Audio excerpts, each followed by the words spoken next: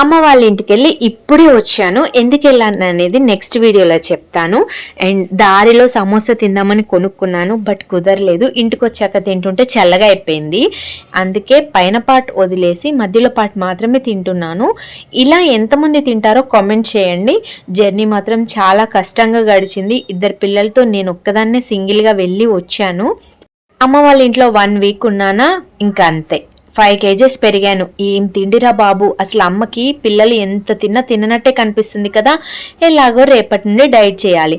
అందుకే ఈ రోజుని స్పైసీ ఫుడ్తో ఎండ్ చేద్దామని నూడిల్స్ తెప్పించుకున్నాను, చికెన్ నూడిల్స్. అమ్మ వాళ్ళ ఇంట్లో పెరిగిన 5 kgsని తగ్గించాలంటే మినిమం డైట్ చేయాలి కదా. సో ఆ డైట్కి ముందు ఇలాంటి జంక్ ఫుడ్తో తింటే బాగుంటుంది అనిపించింది. నా ఛానల్లో నెక్స్ట్ రాబోయే వీడియోస్లో డైట్ గురించి ఉంటుంది అండ్ వెయిట్ లాస్ టిప్స్ కూడా ఉంటాయి. మీలో ఎవరికైనా ఇంట్రెస్ట్ ఉంటే కామెంట్ చేయండి.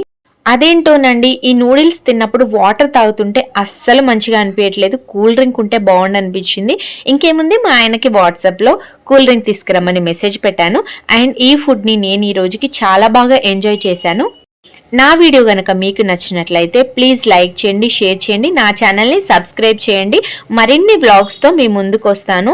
అండ్ ఇంత తిన్న తర్వాత ఒక్క కూల్ డ్రింక్ పడకపోతే పొట్ట అస్సలు ఊరుకోదు కదా.